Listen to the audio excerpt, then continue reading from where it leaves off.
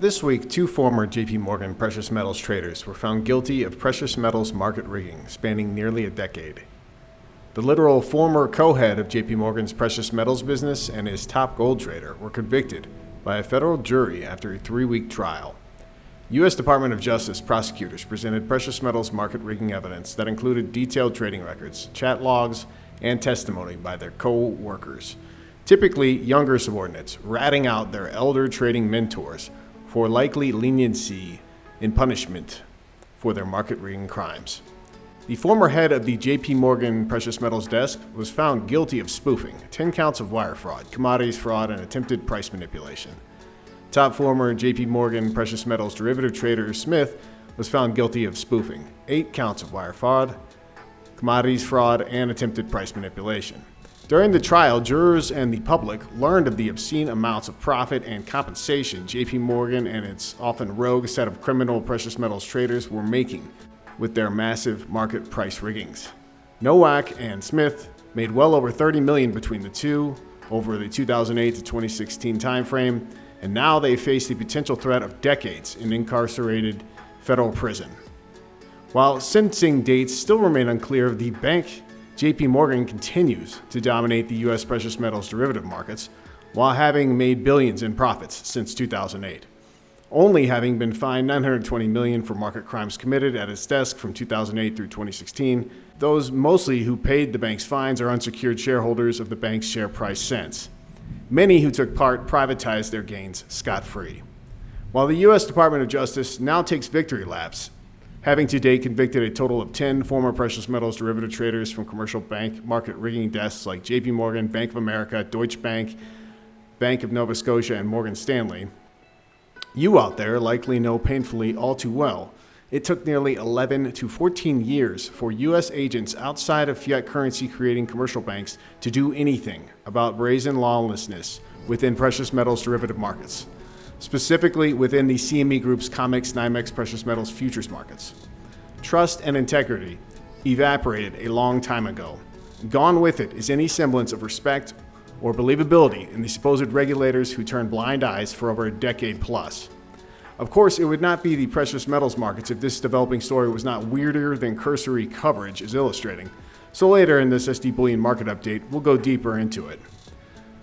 More longtime precious metals derivative traders are being criminally indicted, and most importantly, we'll look beyond the scapegoating of a few greedy, degenerate precious metals trading criminals and look more so at the day-to-day gold-silver price data ongoing, in order to better understand how systematic Western gold and silver value suppression has worked over decades running.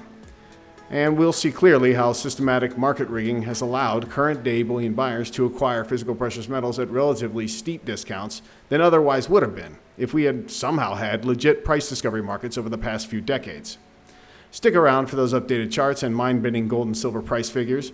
Once you better understand this ongoing systematic saga, you won't be so shocked when silver and gold eventually go into respective price manias in the not-too-distant future. Hello there, on behalf of SDBullion.com, this is James Anderson with a quick SD Bullion market update. Before we go further, please smash the like button so other sound money stackers can also see this content. And be sure to subscribe to our SD Bullion channel so you can get our latest market coverages and also a chance at winning incredible bullion giveaways like this one. Get ready for SD Bullion's Monster Box sweepstakes that includes 500 Silver Eagles. You could be the next lucky recipient of a phone call like this. This is Dr. Tyler Wall, CEO of SD Bullion. Well, I'm calling you to let you know that you won the SD Bullion giveaway of a Monster Box of Silver Eagles. So click the link below for your chance to win. Click the link below to enter our new 500-ounce American Silver Eagle coin Type 2 giveaway contest. And good luck to all of you who take part. The silver and gold markets began and finished this week with some spot price strength. The spot silver market finished just under 21 an ounce, with the spot gold price above the important 1,800 ounce level. The gold-silver ratio has fallen to 86.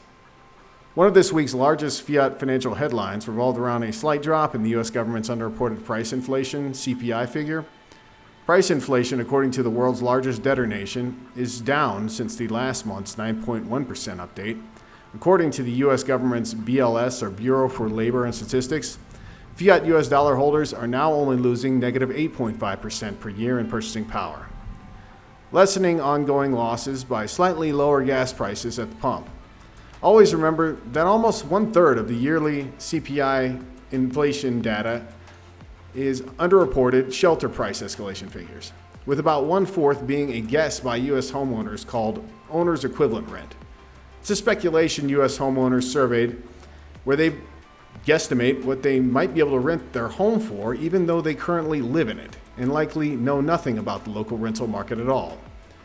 Their wild guesstimate is currently at plus 5.8% per year on year, where actual U.S. market data on rentals, it's up in the middle teens in percentage terms over the past year. U.S. home prices have climbed basically 20% across the board over the same time. So using that real data, that would make actual CPI break into double digits if the government didn't consistently lie and underreport rapidly escalating home and rental prices ongoing. So no, losing over 1/10 of your purchasing power per year is not bullish. Instead, selling off and into future bear market rallies while they last might make better sense given current still bubble stock market level valuations at the moment. Moving onwards and back to our main story for this week's SD Bullion Market Update. This past week, we also learned a former COMEX gold and silver derivative hedge fund trader has been indicted for spoofing the precious metals markets during the 2010s, while at times controlling nearly 1/10 of all COMEX gold futures derivative contracts.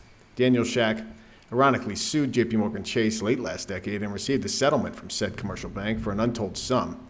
Well, hopefully he didn't gamble away those proceeds on poker tables, because he's going to likely need millions to defend himself and his freedom in a federal court case to come. As all those alleged market rigging rats apparently turn on one another, we turn to seemingly lawless City of London, where for decades the allegation is that the daily silver and gold London price fix was just that, a price rig benefiting insider banks and traders. To date now, hundreds of millions have been paid out in settlement fines, rewarding large losers on the wrong side of these massive market-moving gold, silver price setting and fixed trades. But let us again glance at the damning day-to-day London gold price data over the last 52 years, beginning in 1970, running all the way until today in 2022. The London Bullion Market Association, or LBMA, started in 1987. It's a subsidiary of the Bank of England, the world's oldest central bank with the oldest fiat currency.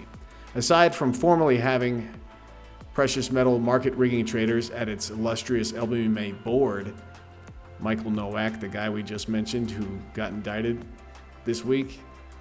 Well, the LBMA also pretends to properly regulate the gold silver markets in London. Never mind hundreds of millions in ongoing price fix scandal payouts, and my alleging here systematic price rigging for decades compounding, illustrated by the 3 gold price lines here diverging.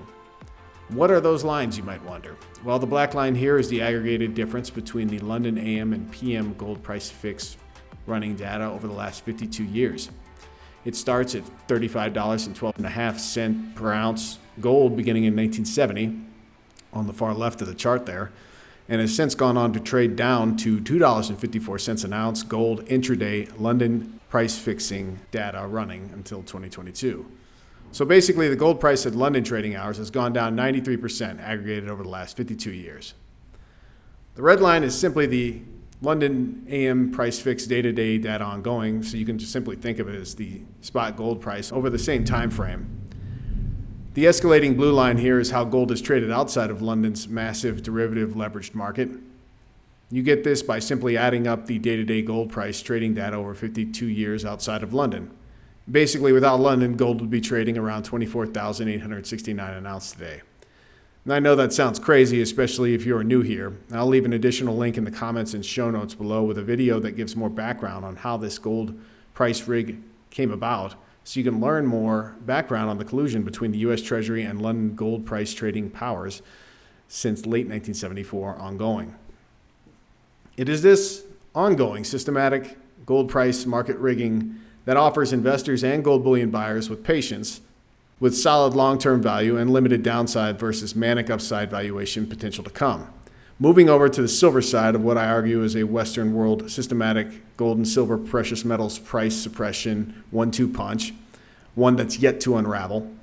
We look again at the New York CME Group's COMEX trading data over the last 52 years running. Again, we have 3 lines. The data starts in 1970 at $1.92.5 per troy ounce silver. There's also 2 gray bars I added here that reflect the time span of the recent guilty market rigging JP Morgan precious metals derivative trader from 2008 to 2016 lawsuit.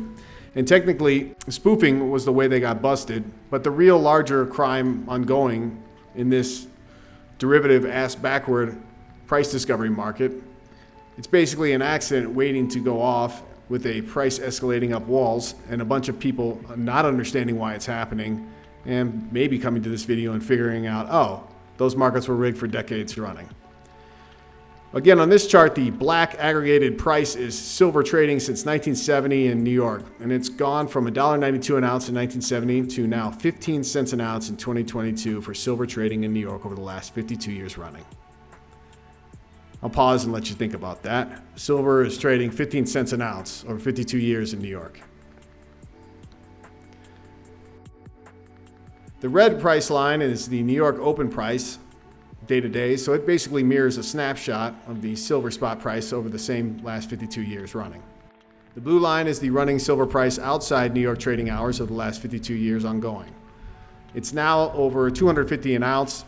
We can also see the blue and red lines have converged multiple times over the past 52 years, and it typically happens during silver bull markets like in 1974, 1980, 2006 into early 2008, and in 2011 when silver made a run at its still seemingly ancient price high of 50 an ounce. When and at what price will the red and blue lines meet again in years ahead? That remains to be seen, but it's likely many multiples from today's silver spot price in the 20 an ounce level. As silver bullion continues being withdrawn in hundreds of millions of ounces from both London and COMEX underlying warehouse inventories ongoing, the clock here is ticking. Those with patience and prudence are buying bullion now, hand over fist, and what I would argue are heavily discounted spot price points, at least for now. One day that will not be the case. Their prices will be prohibitive and very difficult to find them in physical form and much higher than they currently are. That's all for this week's SD Bullion Market Update. As always to you out there, take great care of yourselves and those you love. If you enjoyed this content, be sure to give our video a thumbs up. To keep getting bullion-related news and industry insights, be sure to subscribe to our channel. Finally, hit that alert button so you know when we publish fresh content.